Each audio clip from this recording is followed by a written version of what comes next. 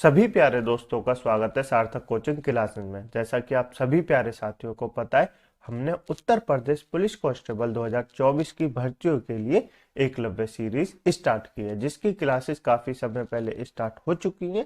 यदि आपने इससे पहले की क्लासेस नहीं देखी तो उनको अवश्य देख लें। उसकी लिंक मैंने आपको नीचे डिस्क्रिप्शन में दे दी है, प्ले लिस्ट बनी हुई है। आप क्रम वाइज तरीके से सारी क्लासेसों को ले सकते हैं और अपने नोट्स बना सकते हैं। नोट्स बनाने के लिए दोस्तों आप हमारे टेलीग्राम ग्रुप को ज्वाइन कर लेना, उससे पीडीएफ डाउनलोड करना और अपने नोट्स बना लेना। ठीक है दोस्तों, आज का जो हमारा मिडेवल हिस्ट्री का टॉपिक है, जो चैप्टर है, वो है मुगल साम्राज्य। तो आज हम किसके बारे में पढ़ेंगे? आज हम पढ़ेंगे मुगल साम्राज्य के बारे में। ठीक है दोस्तों, काफी इंपॉर्टेंट चैप्टर है, तो आप इस क्लास को बिल्कुल ध्यान से देखेंगे। ठीक है, तो चलिए बिना देर के हुए हमारी आज की मिडेवल हिस्ट्री की क्लास स्टार्ट करते हैं। लेकिन उससे पहले जो प्यारे दोस्त नए हैं वो चैनल को सब्सक्राइब कर लेंगे, वीडियो को लाइक कर देंगे, दोस्तों में शेयर कर देंगे। ठीक है दोस्तों, चलिए अपनी क्लास स्टार्ट करते हैं। तो आज से हमारा स्टार्ट होने वाला है दोस्तों अध्याय नंबर 10। कौन सा? चैप्टर नंबर 10 स्टार्ट होने वाला है, जिसमें हम पढ़ेंगे मुगल साम्राज्य के बारे में। किसके? मुगल साम्राज्य के बारे में। ये कब से कब तक रहा? 1526 से लेकर 1857 तक रहा। कब तक रहा? 1526 से लेकर 1857 तक रहा। ठीक है, मुगल साम्राज्य से सभी एग्जामों में 1 से 2 क्वेश्चन अवश्य बनते, तो आप इसको ध्यान से देखेंगे। ठीक है, चलिए स्टार्ट करते हैं। मुगल साम्राज्य में कौन कौन से राजा रहे उनके बारे में जान लेते हैं। सबसे पहले बाबर। मुगल साम्राज्य का संस्थापक कौन है? बाबर। उसके बाद हुमायूं, फिर अकबर, है ना, जहांगीर, शाहजहां, औरंगजेब, बहादुर शाह जफर। ये कुछ इंपॉर्टेंट है मुगल वंश के शासक। ठीक है, तो इनके बारे में हम डिटेल से पढ़ेंगे। ठीक है, चलिए तो आप जान लेते हैं इसका परिचय। ये मुगल वंश स्टार्ट कैसे हुआ, मतलब मुगल आए कहां से थे, तो है ना, उसके बारे में जान लेते हैं। तो तैमूर लंग ने क्या दोस्तों, तैमूर लंग के बारे में मैंने आपको पढ़ाया था, आपको याद होगा। तैमूर लंग ने मध्य एशिया में विशाल साम्राज्य अपना स्थापित किया था, लेकिन उसका विघटन हो गया। उसके मरने के बाद उसका विघटन हो गया और वो है ना 3 वंशों में बट गया। क्या? 3 वंशों में बट गया। जो तैमूर लंग का शासन था वो 3 वंशों में बट गया। एक तो पूर्व ईरानी जो कि सूफी वंश के हो गए, एक पश्चिमी ईरानी जो ओटमे वंश के हो गए, है ना, एक थे मध्य एशिया जिसको ट्रांस आसियान कहते हैं, ये जो कि उज्बेक वंश के थे, उसके हो गए। तो 3 वंशों में लंग का जो शासन था वो बट गया। एक तो पूर्वी ईरानी जिसको सूफी वंश कहते हैं, एक पश्चिमी ईरानी जिसको ओटमन वंश कहते हैं, और एक मध्य एशिया यानी ट्रांस आसियान में जो रहे उसको अजबेक वंश कहते हैं। क्या कहते हैं? अजबेक वंश कहते हैं। इसी वंश का कौन था? बाबर था। कौन था? इसी वंश का बाबर था। ठीक है, याद रखेंगे, है ना। मुगल क्या थे दोस्तों? मुगल एक तुर्क थे। कौन थे? मुगल एक तुर्क थे जो कि चगताई शाखा से थे। कैसे? चगताई शाखा से थे। तो आपने सुना होगा बहुत जगह इनको चगताई तुर्क भी कहते हैं। क्या कहते हैं? चगताई तुर्क भी कहा जाता है, याद रखेंगे बिल्कुल। और ये सुन्नी मुसलमान थे। कैसे थे? सुन्नी मुसलमान थे। कौन? मुगल। याद रखेंगे, बिल्कुल याद रखेंगे। तो बाबर कहां से आया ये भी आपको पता चल गया, बिल्कुल पता चल गया होगा, है ना। अब जान लेते हैं दोस्तों बाबर के बारे में। किसके बारे में? बाबर के बारे में। इसका शासनकाल कब से कब तक था? तो 1526 से लेके 1530 तक था। कब तक था? 1526 से लेके 1530 तक था। ठीक है, याद रखेंगे। मुगल वंश का संस्थापक कौन है? बाबर है। कौन है? बाबर है, मैंने आपको बताया था। इसका जन्म कब हुआ? तो इसका जन्म हुआ था 1483 में। कब हुआ? 1483 में। कहां पर हुआ? फरगना में। कहां पे? फरगना में। इसके पिता कौन थे? तो उमर शेख। कौन थे? उमर शेख, जो कि तैमूर वंश से थे। किससे थे? तैमूर वंश से थे इसके पिता उमर शेख। और इसकी माता कहां से थी? तो कुतुबुल खान थी। कौन थी? कुतुबुल खान थी। किस वंश से थी? चंगेज खान के वंश से थी। किससे? चंगेज खान के वंश से थी। तो देख रहे हैं आप, इसका पिता तो तैमूर वंश से था, इसकी माता चंगेज खान के वंश से थी। तो देखिए कितने खतरनाक वंशों से ये संबंध रखता था, तो खुद कितना खतरनाक होगा, है ना। तो ये इसके माता पिता थे। नहीं रखना, पूछे नहीं जाते हैं एग्जाम में, बस ये याद रखना है। बाबर के पिता किस वंश से संबंध रखते थे? तो तैमूर वंश से। और बाबर की माँ चंगेज वंश से संबंध रखते थे। याद रखना है, बिल्कुल। नेक्स्ट जान लेते हैं इसने उपाधियां कौन कौन सी रखी। जो इसने उपाधियां रखी काफी एग्जाम में पूछी जाती है, तो उनके बारे में जान लेते हैं। इसने गाजी की उपाधि धारण की खानवा के युद्ध के बाद। अभी मैं आपको युद्ध पढ़ाऊंगा तब भी आपको बताऊंगा, है ना। तो गाजी की उपाधि धारण की खानवा के बाद, मिर्जा की उपाधि धारण की, बादशाह की उपाधि धारण की, कलंदर व खाकन, यानी जिसको पानीपत के युद्ध के बाद इसने उपाधि धारण की वो थी कलंदर ये वह खाकन। कौन सी? कलंदर व खाकन। तो ये याद रखनी है। ठीक है, इसकी आत्मकथा कौन सी है? काफी एग्जाम में पूछी जाती है। तुजुक ए बाबरी। क्या? तुजुक ए बाबरिया, जिसको बाबरनामा कहा जाता है। और ये किसने लिखी है? बाबर ने खुद लिखी है, तभी तो आत्मकथा है ना। और कोई लिखता है तो जीवन परिचय होता है, जब खुद लिखते हैं तो क्या होती है? आत्मकथा होती है ना। तो किसने लिखी है? बाबर ने लिखी है। किस भाषा में लिखी है? काफी एग्जाम में पूछा जाता है। तुर्की भाषा में लिखी है। किसमें? तुर्की भाषा में लिखी है। तो याद रखेंगे, ये पूछा जाता है काफी, ठीक है। बाबर का भारत आगमन जान लेते हैं, क्या था? बाबर ने भारत पर 5 बार आक्रमण किया। कितनी बार? 5 बार आक्रमण किया, ठीक है। प्रथम आक्रमण 1519 में यूसुफ जाई जाति के विरुद्ध किया। किसके? यूसुफ जाई जाति के विरुद्ध किया था 1519 में। और 5वां इसने कब किया? 1526 में पानीपत के प्रथम युद्ध में किया, जिसके बाद मुगल वंश की स्थापना हो गई थी, है ना। याद रखेंगे। कारण क्या थे दोस्तों इसका? जो भारत पे इसने आक्रमण किया उसके कारण क्या थे? तो उसके कारण जो माने जाते हैं वो है, एक तो पश्चिमी एशिया के प्रतिकूल परिस्थितियां, मतलब ऐसी परिस्थितियां थी वहां पे लड़ाई झगड़े, पैसा नहीं था, कम था, है ना। तो ये थी। दूसरी, काबुल से कम आए। काबुल में ये रहता था, काबुल में ये शासन करता था, तो काबुल में बहुत कम आए रहती थी। क्यों? क्योंकि काबुल में कम लोग रहते थे, मतलब काबुल में कम वो थी पैसा, है ना, कम इनकम थी। दूसरा, भारत में केंद्रीय शक्ति का अभाव था, मतलब भारत में कोई एक वो नहीं था। लोधी वंश था उस समय भारत में। उस समय कौन था? तो लोधी वंश था। और लोधी वंश का शासक इब्राहिम लोधी इतना शक्तिशाली नहीं था, है ना, जो कि पूरे भारत पे राज कर सके। तो भारत में केंद्रीय शक्ति का अभाव था, है ना। तो याद रखेंगे, ये कारण माने जाते हैं कि बाबर ने भारत पे आक्रमण किया, ठीक है। इसके युद्ध कौन कौन से लड़े थे इसने, वो जान लेते हैं। पानीपत का प्रथम युद्ध लड़ा था। कब लड़ा था? 21 अप्रैल 1526 को लड़ा था।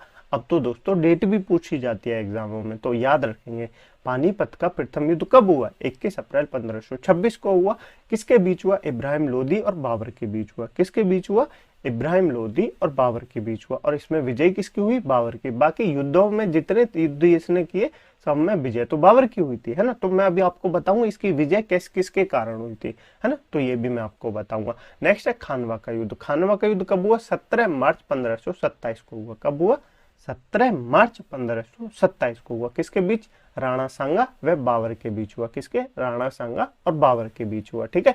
नेक्स्ट इसने युद्ध लड़ा चंदेरी का युद्ध। कब लड़ा? चंदेरी का युद्ध कब लड़ा? 29 जून 1528 को लड़ा। कब लड़ा? 1528 को लड़ा इसने। कौन सा? चंदेरी का युद्ध। किसके?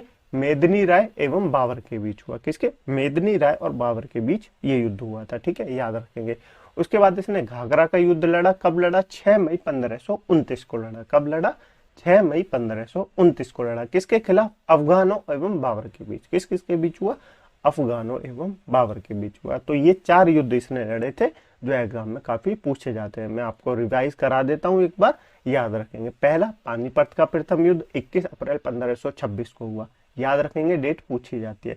किस किस के बीच हुआ? इब्राहिम लोधी व बाबर के बीच हुआ। दूसरा, खानवा का युद्ध किस किस के बीच हुआ? राणा सांगा एवं बाबर के बीच हुआ। कब हुआ? 17 मार्च 1527 को हुआ, ठीक है। उसके बाद चंदेरी का युद्ध हुआ। कब हुआ? 29 जून 1528 को हुआ। किस किस के बीच हुआ? मेदिनी राय एवं बाबर के बीच हुआ। किसके किसके बीच हुआ? मेदिनी राय एवं बाबर के बीच हुआ। उसके बाद घाघरा का युद्ध कब हुआ? 6 मई 1529 को हुआ। किसके बीच हुआ?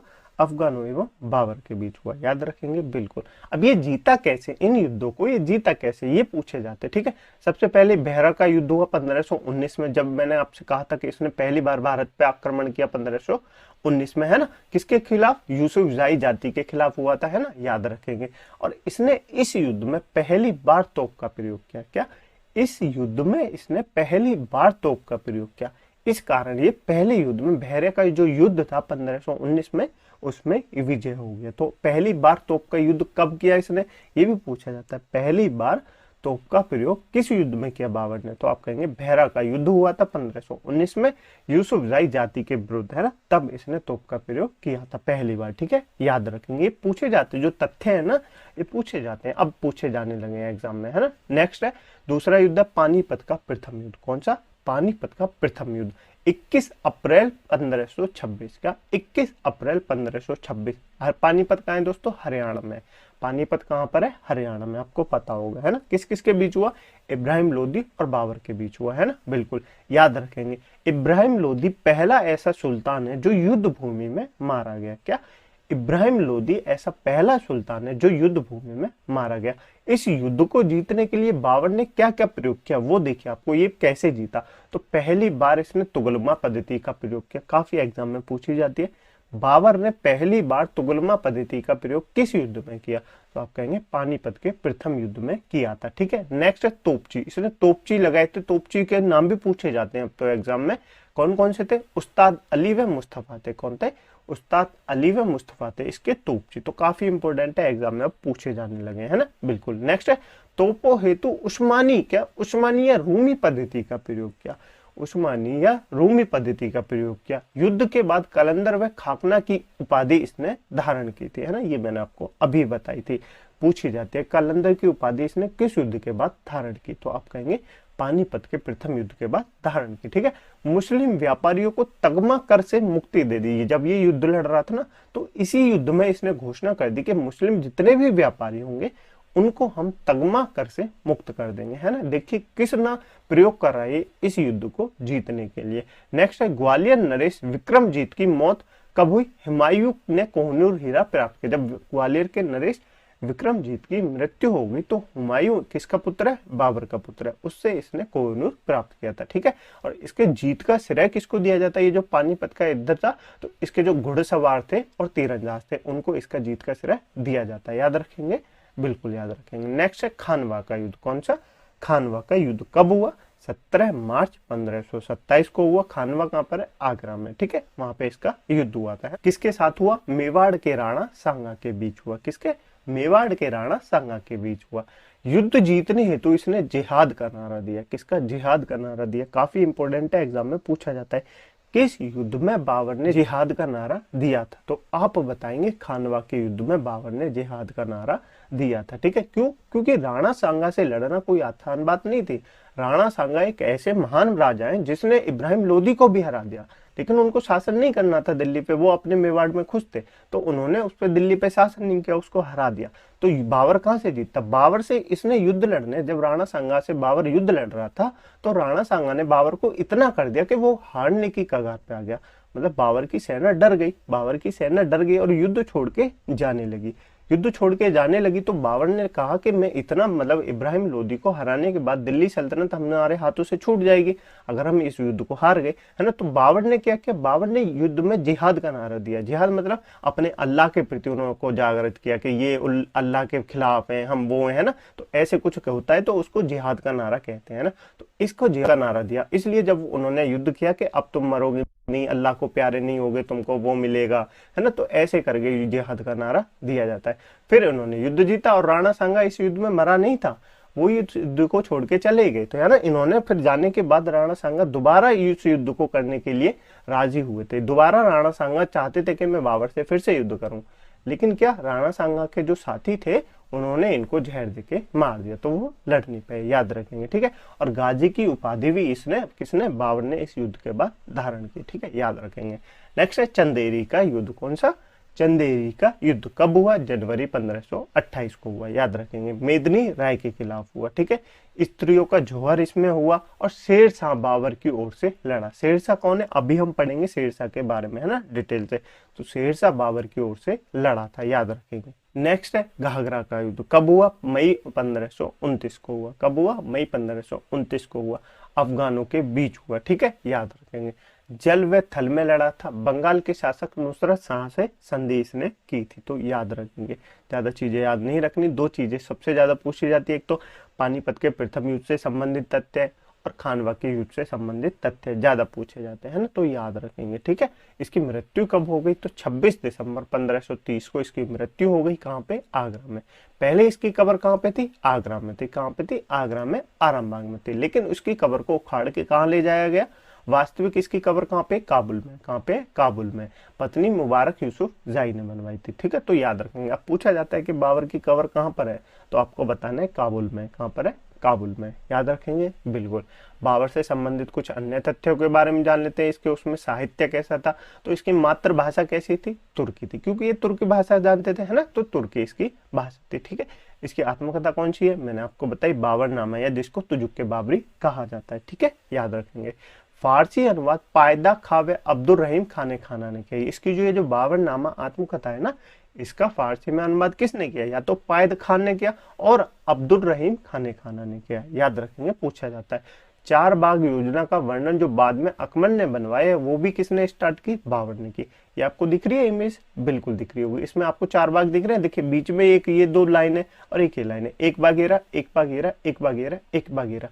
तो 4 भाग शैली का परिणाम किसको किया, बाबर ने किया। 4 भाग शैली को स्टार्ट किसने किया, बाबर ने किया, याद रखेंगे, है ना।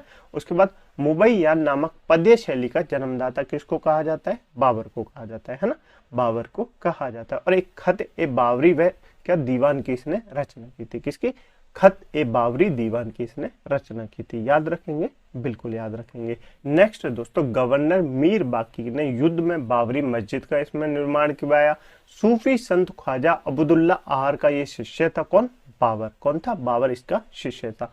सड़क मापने हेतु इसने गज ए बाबरी नामक इकाई चलाई, कौन सी, गज ए बाबरी नामक इसने इकाई चलाई। और कुषाणों के बाद पहली बार काबुल व कांधार भारत का हिस्सा बना। क्यों, क्योंकि काबुल पे किसका अधिकार था, पहले बाबर का ही अधिकार था। किसका था, बाबर का ही अधिकार था, है ना। तो बाबर ने जब भारत को विजय कर लिया, भारत दिल्ली सल्तनत पे बैठ गया, तो काबुल और कांधार भी भारत का हिस्सा हो गए पहले। लेकिन उससे पहले कहाँ थे, कुषाणों ने काबुल और कांधार को भारत का हिस्सा बनाया था, याद रखेंगे।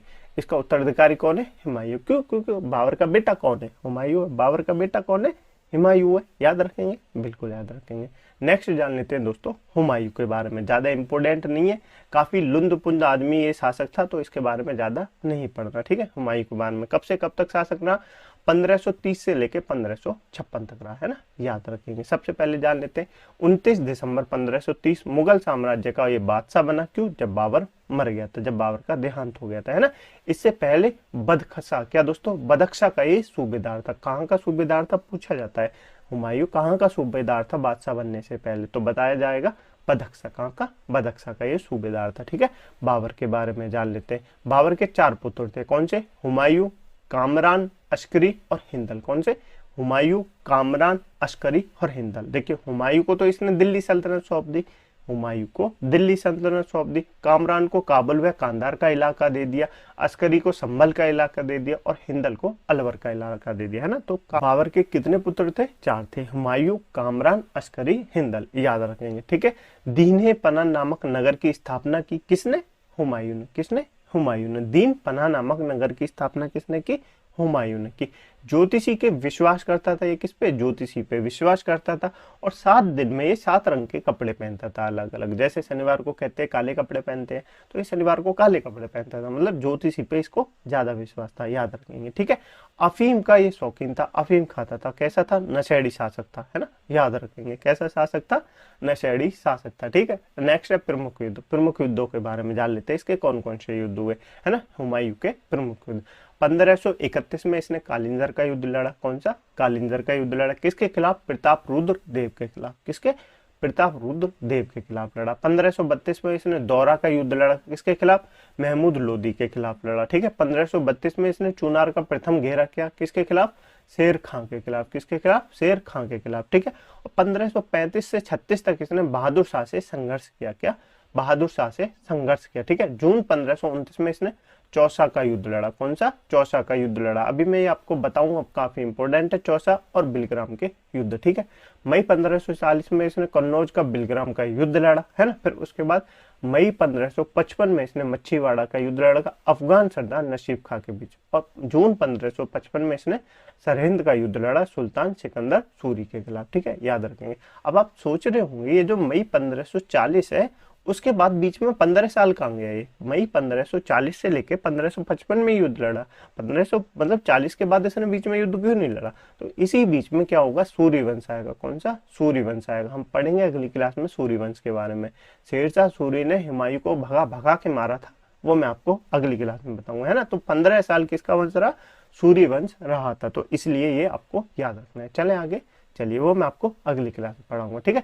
चौसा का युद्ध, चौसा के युद्ध के बारे में जान लेते हैं। 26 जून 1529 को लड़ा। कब, 1529 को लड़ा। किसके खिलाफ लड़ा, देखिए दोस्तों, शेर शाह सूरी और किसके खिलाफ, हुमायूं के बीच युद्ध हुआ, ठीक है। कौन सा, चौसा का युद्ध। काफी पूछा जाता है एग्जाम में, कब हुआ, 26 जून 1539 को हुआ, ठीक है, याद रखेंगे। चौसा कहाँ पर है, बिहार में। कहाँ पर है, बिहार में। किस पे हुआ? कर्मनाशा नदी के किनारे हुआ। कहाँ हुआ? कर्मनाशा नदी के किनारे हुआ। किस किस के बीच हुआ? हुमायूं और शेर खां। शेर खां किसका नाम है? शेरशाह सूरी का नाम है। किसका नाम है? शेरशाह सूरी का नाम है, याद रखेंगे। ठीक है, इसमें विजयी कौन हुआ? तो आप कहेंगे शेरशाह सूरी विजय हुआ। इस विजय के बाद उसने शेरशाह की उपाधि धारण की। किसने? शेर खान ने, याद रखेंगे बिल्कुल। हुमायूं इस युद्ध में मरते मरते बचा था, है ना, मैंने आपसे कहा कुत्ते की मौत मारा था। तो फिर उसको क्या, निजाम खान ने भिश्ती नाम ने इसकी जान बचाई। किसने? निजाम नामक भिश्ती ने इसकी जान बचाई थी। और इसको इसने जब जान बताई थी निजाम खान ने, तो इसने उसको क्या, एक दिन का राजा बनाने का वादा किया था। जब ये वापस लौटेगा तो इसने कहा था कि मैं जब वापस आऊंगा तो मैं आपको एक दिन का राजा बनाऊंगा। ठीक है, याद रखेंगे। और ये निजाम नामक भिश्ती जो था उसी को इसने एक दिन का राजा बनाया जब ये वापस आया। और निजाम नामक भिश्ती ने इसने क्या चलाए? चमड़े के सिक्के चलाए थे, याद रखेंगे। ठीक है, याद रखना है। नेक्स्ट है कन्नौज का या बिलग्राम का युद्ध। कौन सा? कन्नौज या बिलग्राम का युद्ध, जो कब हुआ? 1540 में हुआ। कब हुआ? 1540 में हुआ। ठीक है, याद रखेंगे। किस किस के बीच हुआ? हुमायूं, हिंदल, अश्कनी, ये तीनों एक साथ थे। एक तो हुमायूं, हिंदल और अश्कनी, ये कौन है? ये इसी के भाई है ना, आपको पता होगा। और शेर खान अफगान के बीच हुआ। किसके? शेरशाह अफगान के बीच हुआ। ठीक है, याद रखेंगे। कई वर्षों तक सिंध में भटकता रहा ये। इस युद्ध में विजय कौन हुआ? कन्नौज और बिलग्राम के युद्ध में विजय किसके हुए? शेरशाह सूरी की विजय हुई। किसकी? शेरशाह सूरी की विजय हुई। ठीक है, भारत में द्वितीय अफगान साम्राज्य की स्थापना किसने की? शेरशाह सूरी ने की। किसने की? शेरशाह सूरी ने की, याद रखेंगे बिल्कुल। इस युद्ध को हारने के बाद ये हुमायूं काफी वर्षों तक सिंध में भटकता रहा। हिंदल के आध्यात्मिक गुरु मीर अली के पुत्री हमीदा बानो बेगम से इसने निकाह कर लिया। ईरान के शाह के दरबार में शरण इसने ली थी। और 1545 में काबुल व कांधार पर पुनः इसने अधिकार प्राप्त कर लिया था। ठीक है, याद रखेंगे। वैसे हुमायूं का जीवन कैसा है तो मैंने आपको बता दिया, लुंज पुंज है, मतलब भागते भागते इसका जीवन बीता है। ठीक है, याद रखेंगे। नेक्स्ट है मृत्यु व अन्य तथ्य। मृत्यु व अन्य तथ्य के बारे में जान लेते हैं। दीनपना भवन में पुस्तकालय से गिरने से इसकी मृत्यु हो गई। क्यों? क्योंकि ये अफीम का नशा करता था। मैंने आपसे कहा ना, नशेड़ी था, अफीम का नशा करता था, तो पुस्तकालय से गिरने से इसकी मौत हो गई। ठीक है, दफन कहाँ है इसका? दिल्ली में इसकी क्या कब्र है? दिल्ली में इसकी क्या कब्र है? किसने बनवाई? हाजी बेगम ने इसकी कब्र बनवाई थी। ठीक है, उत्तर भारत की वास्तुशैली में नए दौर का प्रारंभ हुआ। संगमरमर पर गुम्मद का प्रारंभ कब से हुआ? कि जो कब्र है उस पे क्या, संगमरमर पे गुम्मद जो है वो कैसा है? संगमरमर का है, तो याद रखेंगे। हुमायूं नामा किसने लिखी है? गुलबदन बेगम ने लिखी है। किसने? गुलबदन बेगम ने लिखी है, काफी पूछी जाती है। हुमायूं नामा किसने लिखी है? गुलबदन बेगम ने लिखी है। ठीक है, नेक्स्ट जो है हुमायूं के बारे में इतिहासकार लेनपुन, क्या दोस्तों, हुमायूं के बारे में इतिहासकार लेनपुन ने कहा है। क्या कहा है? देखिए, हुमायूं गिरते पड़ते इस जीवन से मुक्त हो गया, ठीक उसी तरह जिस तरह तमाम जिंदगी वह गिरते पड़ते चलता रहा था। तो ये किसने कहा है? काफी इंपॉर्टेंट है, एग्जाम में पूछा जाता है। लेनपुल ने कहा था। किसने? लेनपुल ने कहा था, याद रखेंगे बिल्कुल। ठीक है, ये था दोस्तों, आज मैंने आपको बताया मुगल वंश के बारे में, बाबर के बारे में बताया, हुमायूं के बारे में बताया। आपको आज की क्लास कैसी लगी कमेंट बॉक्स में जरूर बताना। इस क्लास की पीडीएफ डाउनलोड करने के लिए आप हमारे टेलीग्राम ग्रुप को ज्वाइन कर सकते हैं, जिसकी लिंक मैंने आपको नीचे डिस्क्रिप्शन में दे दी है। वहां जाना, पीडीएफ डाउनलोड करना, उससे अपने नोट्स अवश्य बनाना। नोट्स बनाने के बाद उनको 1 से 2 बार रिवीजन करना। यकीन मानिए दोस्तों, हिस्ट्री से आपका एक भी क्वेश्चन नहीं छूटेगा, ये मैं आपसे वादा कर सकता हूँ। ठीक है, पर उसके लिए आपको रिवीजन करना पड़ेगा, मेरे साथ मेहनत करनी पड़ेगी। ठीक है, तो चलिए मिलते हैं अगली क्लास में, इसी चैप्टर को कंटिन्यू करेंगे। तब तक के लिए अपनी पुरानी क्लासों का रिवीजन अवश्य करते रहें और नोट्स अवश्य बनाएं। क्लास कैसी लगी कमेंट बॉक्स में जरूर बताएं। ठीक है, चलिए मिलते हैं अगली क्लास में, इसी चैप्टर को कंटिन्यू करेंगे। तब तक के लिए अपना ध्यान रखिएगा। जय हिंद, जय भारत।